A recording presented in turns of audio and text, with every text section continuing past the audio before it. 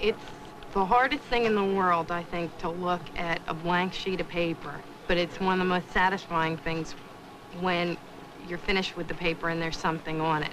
So when you're sitting there with a blank sheet, just think of what's going to come later. Don't think of how empty it is right now. 13 or 14 St. Anthony's feasts going on at the same time, but this is the original. You live on Sullivan Street? I live up on a house on 6th Ave. I actually lived on Thompson, but my place moved here. Now you're on Houston? Yeah.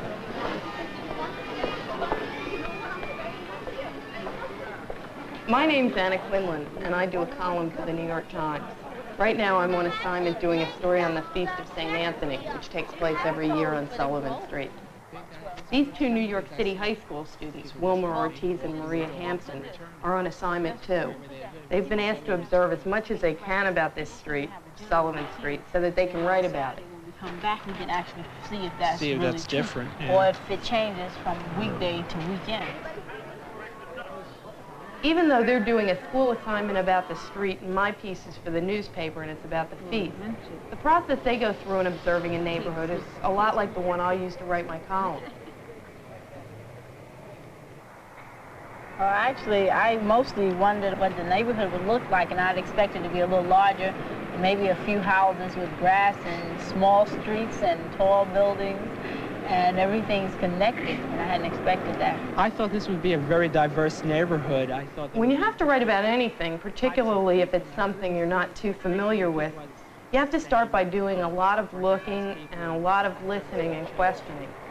You might be confused by what you find out at first, but that's okay. Eventually, some patterns will start to appear. Elderly people seem to dominate this side of the street, because haven't you noticed that here there are a lot of elderly people, and most of the younger people seem to be coming down from this area here? When I'm getting ready to write, I look for details. I talk to people, and I try not to make up my mind ahead of time about what it all means. I want to find out if most of the stores, like the bakery and the butcher shop, they're all family businesses.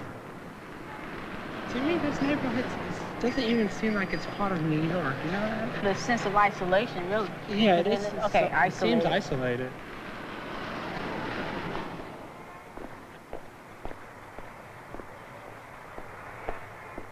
My name is Maria Hampton, and I've been assigned to writing projects about neighborhoods.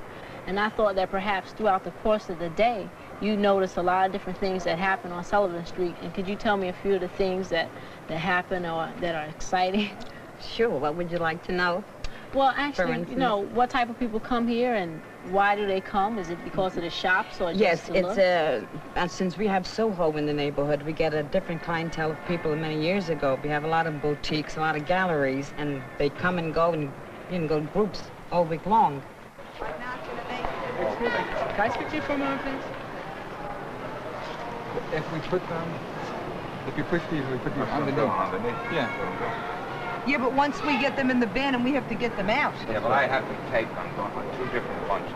We originally were all Italians. We have a lot of Portuguese people, mostly Portuguese people, which are very nice. Yes, mostly Portuguese. Seems that they'd be taken over now, the Portuguese people. You feel that, is that a threat to you in any way? Oh, no, they're beautiful people. And yes. Do you have any living in your building at this point? The building is loaded with them. Yes, we were 35 Italian families. We're about 8 Italian families left. The rest are all Portuguese.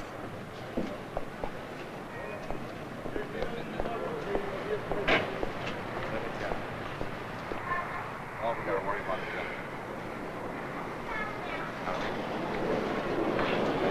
I'm sorry, have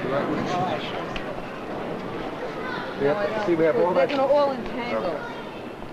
What about that space over there? If you could at any point, would you leave Sullivan Street? No way. No. Why? We love our roots. I was born up the next block. I won't move from Sullivan Street. And you stayed here the whole time, the entire time? Or did at any point you move away and come back? No, all in the neighborhood. Always in the neighborhood. You also?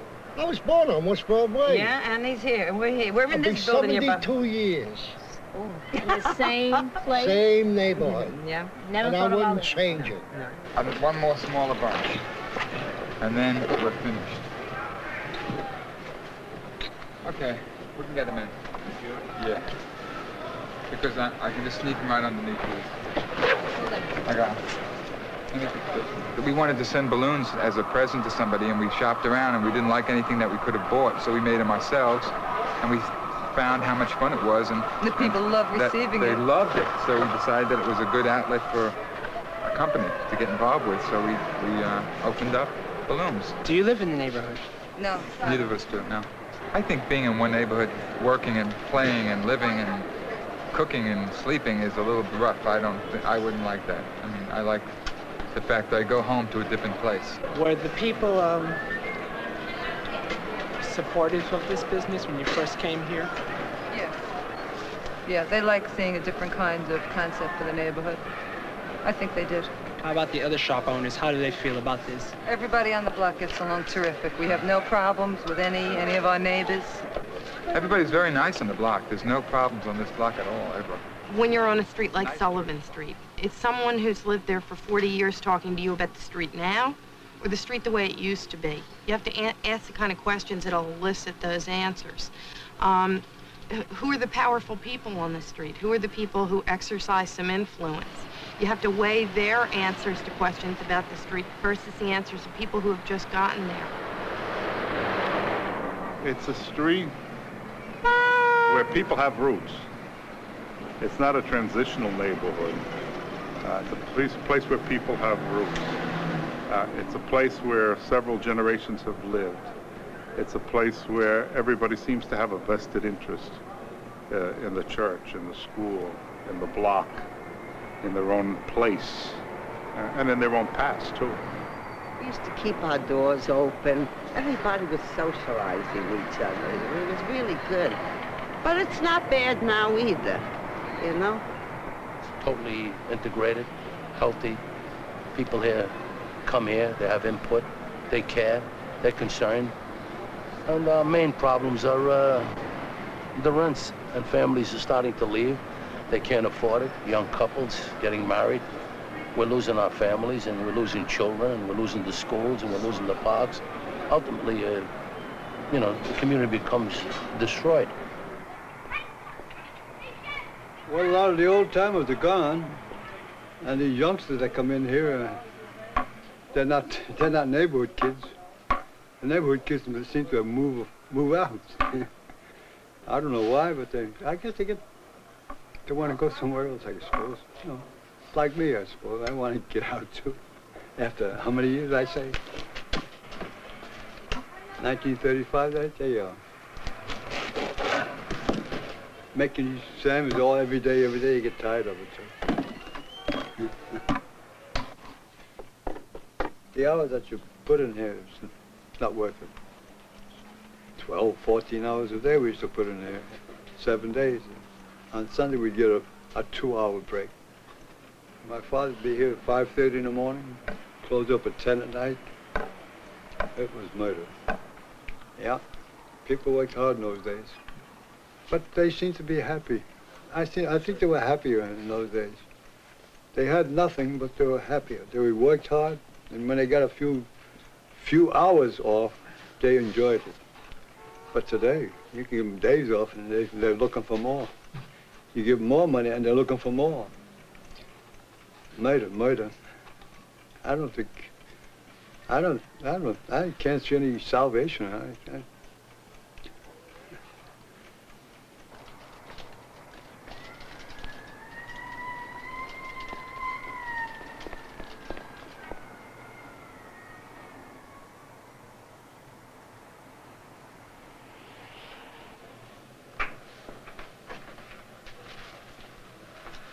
A lot of people have fixations that if you're not from Italy, you can't make cheese.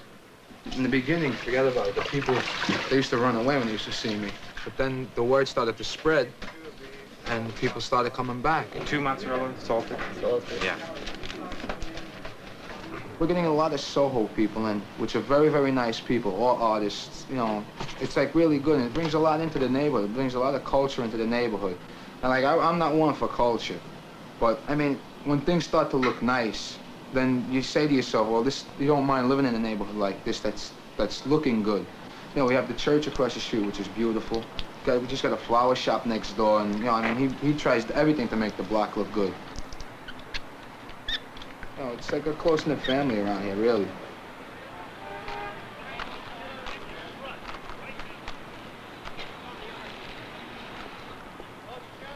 Well, we started out doing silk. This is a pleated blouse, and these are silk shorts. This is a pleated coat. We do designer sportwear.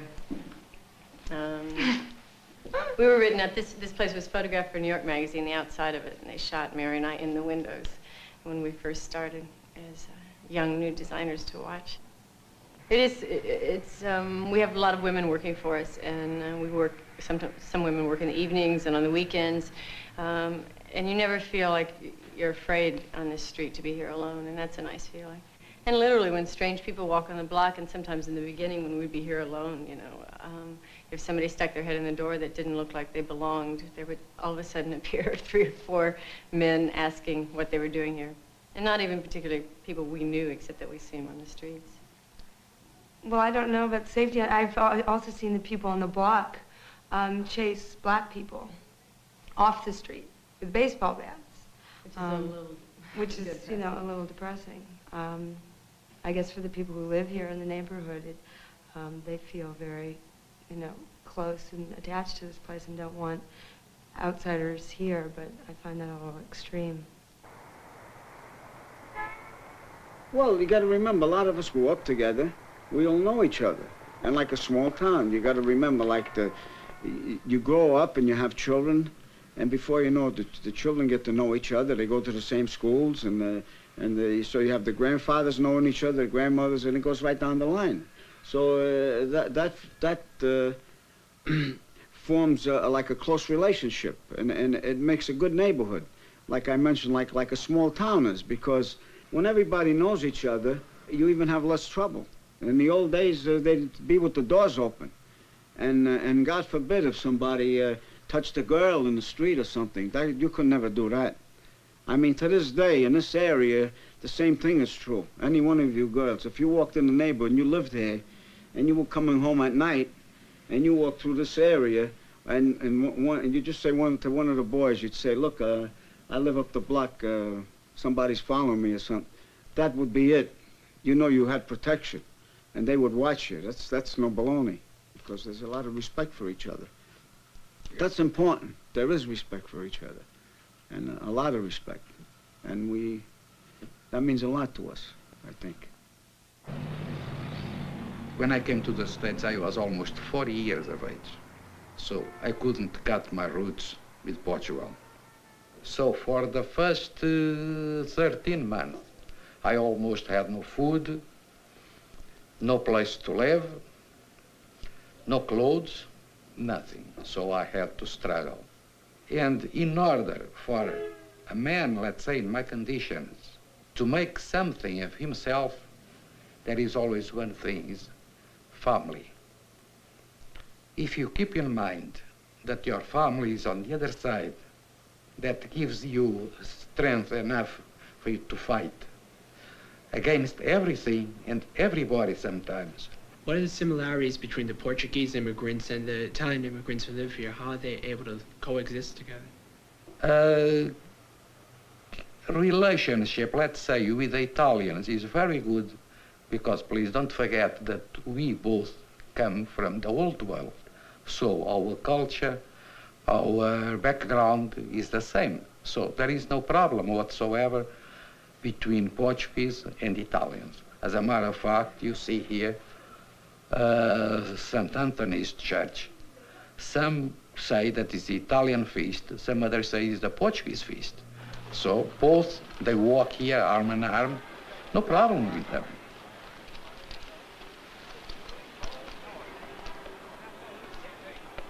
For most of the immigrant families that came to America, especially those that came into this area, the family is the first area of security. That's where you're loved, that's where you're chastised, that's where you're protected, that's where you're supported, and that's your refuge against the whole world, really. Usually, at least in the Italian community, you did not have a group of people that were highly oriented towards scholarship and school and education. children were all obliged to help support the family. And as a matter of fact, when I went to work and my sister went to work and any child in the family went to work, you brought your money home. You didn't keep the money, and then you were allotted so much. In short, the whole focus and center of your existence was the family, economically and otherwise. Immigrants come here to advance themselves, and education is usually the way they do that. So do the Italians do that basically by working? Was that your case? Well, I don't think that this is peculiar to Italian immigrants. I think it's peculiar to any group that is poor. And I think before they start thinking about culture, it seems to me that most immigrant groups want to make enough money to live on. Education and thoughts of scholarship comes later on when there's sort of a pause. Do you think that at any point now in the near future the Italians will be moved out by the outsiders? No. The young people, as they become Americanized and they equate material success with having arrived in America, they want to move out of these tenement houses and they want to go to the suburbs, or what I choose to call Televisionville, and they want to be part of the American mainstream. Their parents are still here. And they found many times when they brought their parents to Televisionville, the poor father and mother had nobody to talk to, and they wanted to come back to whatever you want to call it, the South Village, the Italian ghetto, what have you, where they could speak to people and see people who were alive and whom they knew and understood. And when the older people pass away, yes, then you can replace them, but nobody's going to move the Italians out. They will go out when they're ready. We were the first non-Italians to move in, and the first people, let's say, with liberal profession, you know, an architect, a teacher, and we bought a house. And the first few months were very difficult. No, we were not accepted at all, in fact. And what type of actions did they take towards you people moving in? Well, when we bought the house was in a bad condition. And one of the first things we did was scrape the front door and repaint it and lack it. And 2 days later, it was all scratched up. You know, really deeply scratched. They broke a window. Did their violent actions towards you make you at any point violent. They're not really okay, violent. not really violent actions. They're not violent. They are spiteful. It's not quite the same. Okay, well, with their spitefulness, did that sort of make you want to leave at any point? Oh, did you no. want to turn We had back? bought a house. We were here to stay forever. So how long have you been here? Since '68. And when we bought the house, we knew nothing. And until the first day in June, and we opened the door, and he found the whole street full of sticks. And we asked what the sticks were for. And he said, you don't know? This is the feast of St. Anthony. And then it was disaster. I mean, it was like a bath of sausage and smoke and people sitting on your stoop and dropping grease and noise going up till 2 o'clock in the morning. And the following year, I tried to stop it. And what I did, I went around and I invited the priest. It was then a certain Father Roderick into the living room with every person who owned property. And I sat down and I said, we have to change this. This cannot be. We have to move your fair to Houston Street. And then you must clean the garbage. And then sanitation, we must wash the street. And then I realized a couple of days afterwards that the neighborhood was being rather cold to me. In fact, even worse than cold. And then I was really made to understand that if I touched the fair, I would be in trouble. That the fair was a necessity, that I had to help the fair and the church and never go against it. The newcomers actually picked up this area since they came in here, and they renovated a lot of the old buildings that he said were deteriorating. And now I learned that they don't resent the fact that they've come here. Well, I didn't get the impression that they resented it. It's just that they were trying to keep their cultures alive by keeping apart, because they do have certain things in the church like services in Italian and Portuguese. But I don't think you have to resolve conflicting viewpoints in a story. You just lay them out there on the table and let the reader decide for himself. However, there are certain things that you're going to have to do to decide which viewpoints go where. When I'm on a story like this one I'm doing about the Feast of St. Anthony, I run into this problem all the time. Every reader is going to bring to it their preconceived notions about the feast. Maybe somebody will read this and think, gee, I always thought these feasts were a scam before, but this one sounds pretty good. Or maybe somebody will read it and say, boy, they're right, I hate those feasts. They're always terrible, smell up everything. There just aren't any right or wrong answers. There are simply facts or perceptions. Do you get any sleep at night while this is going on? The feast runs till about midnight, maybe a little later, and then afterwards everybody gets a chance to rest. I think we have a very good agreement with our neighbors and understanding with our neighbors. They're very tolerant of the inconveniences. At the same time, we're thoughtful of their needs too. What kind of business do you run in? Wholesale clothing. Uh-huh. I hate it. You do? Everyone who's told me that says, no, I can't, you can't use my name for that. It's very smoky and it's awful. Uh-huh. How long have you been here? 2 years. Uh-huh. So this is what, your second or third feast? Second. I ignore it totally. I pretend it's not here. And then what, the money that I make off of this, I mean, I run a sweet sausage stand like this. I don't know how much would I make a day? That I couldn't answer. Well, when I make however much I make a day, where does it go? Do I get to keep it all?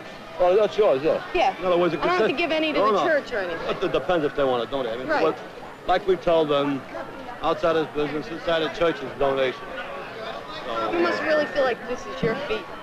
I feel like this. Yes, look what I really got. Everybody knows you. I mean, everybody keeps asking me, do I know Ralph? Have I seen Ralph? Where's Ralph? With something like this, which I think is basically a scene thing, where I'm basically going to try to take the reader and put him on this street, on this day, in this feast.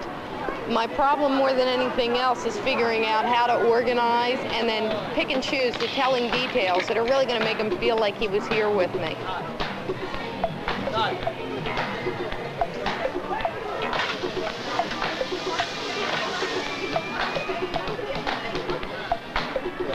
The guy who runs Johnny's sausage stand. Johnny Barbecue, that's what they call it. They call him Johnny Barbecue? That's everybody has a nickname.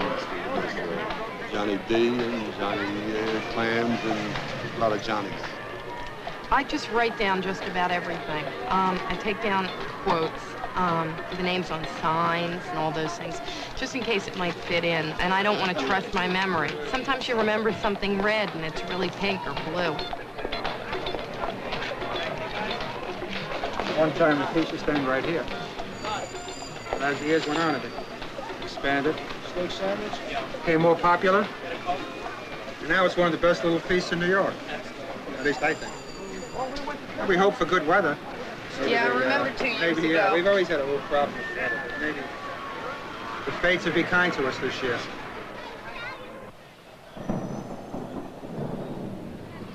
I had gotten 3 different impressions of what it was.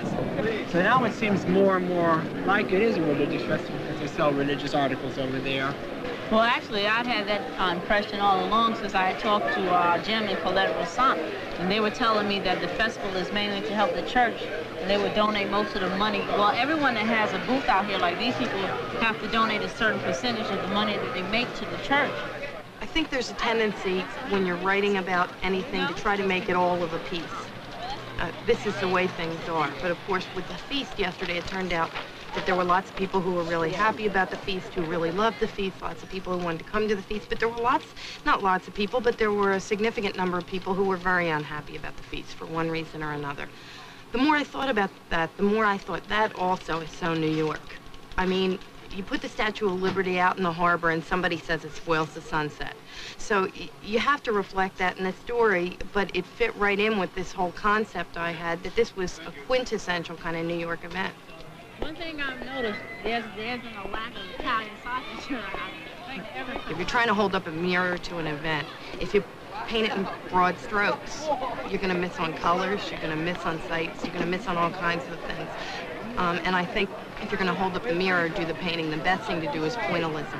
A whole bunch of little points. Put each one of those points down for the reader, and when the reader steps back and looks at it when they're done, they're not going to see a lot of little points, they're going to see a whole big picture.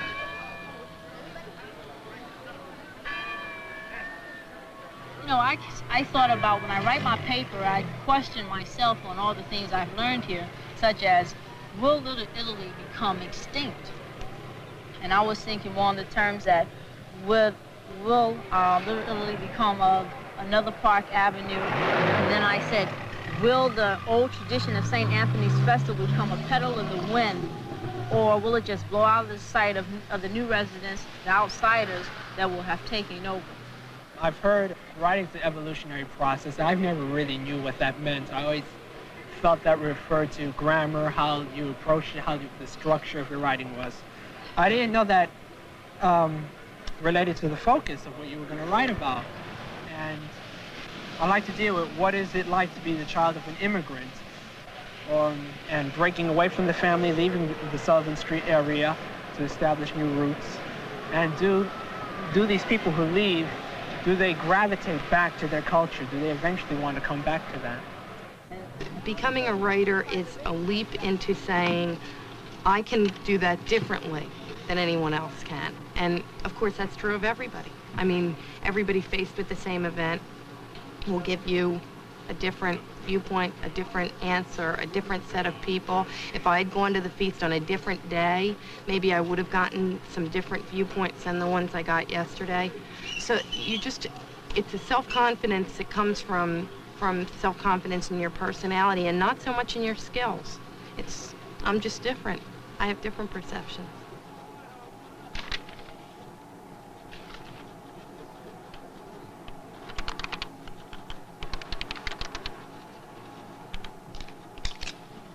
As sure as the sun will come up in the morning and the three-card Monte men will play on Broadway in the afternoon, so there will be crowds on Sullivan Street this week. That is because the Feast of St. Anthony of Padua has begun, and even if it rains, God forbid, as they say on the street, there will be sausages and zeppelis and ragtag games of chance, with stuffed animal prizes that look something like dogs, something like cats, something like nothing at all.